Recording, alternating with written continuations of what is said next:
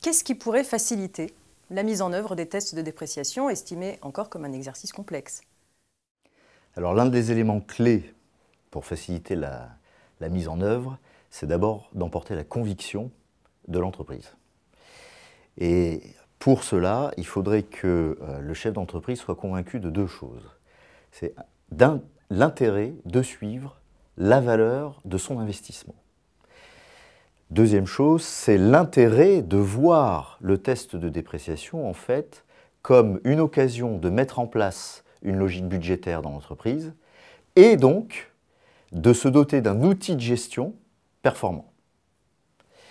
Alors pour le premier point, qui est d'avoir une logique de suivi de l'investissement, le chef d'entreprise devrait avoir en fait une logique qui est de se dire « je n'ai pas qu'une entreprise pour me rémunérer tous les mois ou annuellement, mais je possède un patrimoine que je pourrais revendre, un patrimoine qui a une valeur qui évolue dans le temps.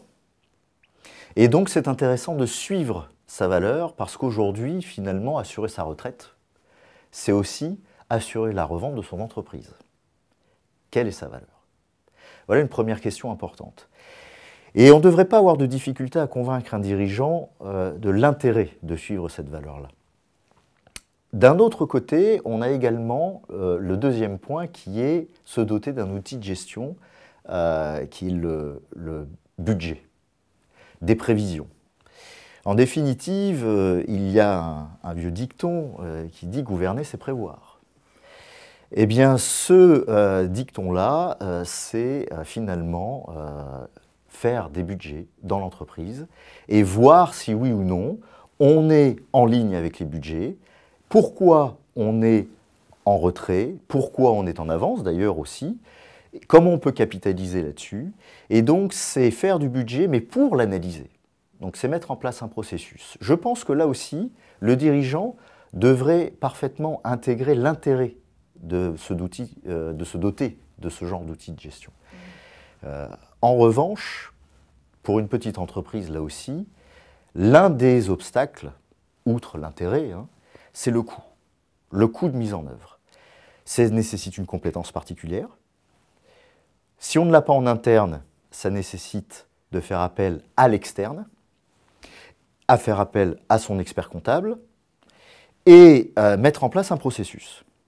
Processus qui intéressera fortement le commissaire aux comptes, parce que comme le commissaire aux comptes doit se prononcer sur la valeur des actifs, il va s'intéresser, comme les normes d'exercice professionnel l'y obligent, il va s'intéresser au processus qui est mis en place. Quelle est la qualité du processus qui est mis en place?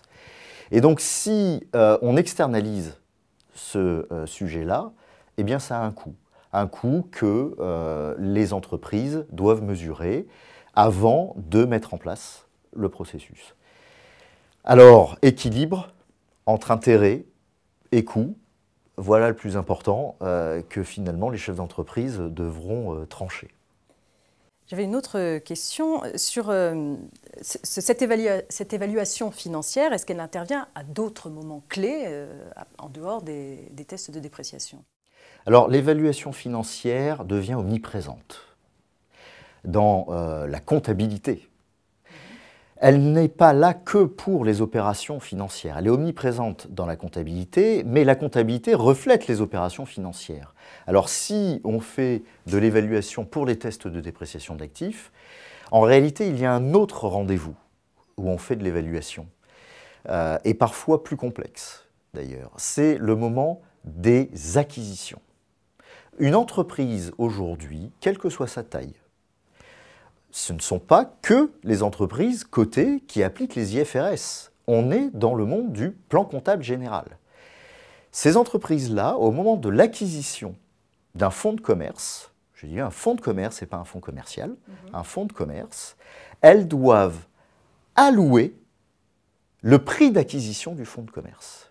Allouer le prix d'acquisition du fonds de commerce, ça veut dire quelle est la valeur des actifs que j'ai achetés.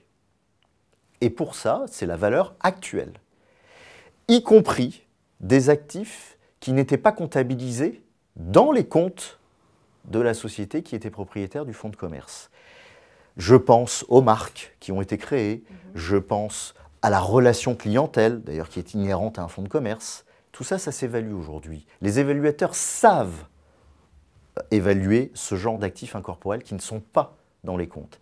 Eh bien, à l'occasion de ces acquisitions, on doit faire, c'est pas on peut faire, c'est on doit faire l'exercice d'allocation du prix d'acquisition.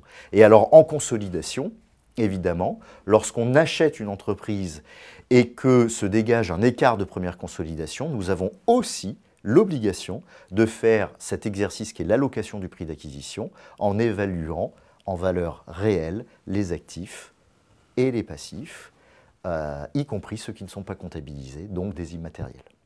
Très bien, merci. On a compris, l'évaluation financière, c'est devenu incontournable. Merci donc pour ce point très riche et complet, et puis à bientôt sur notre plateau. À bientôt, Marianne.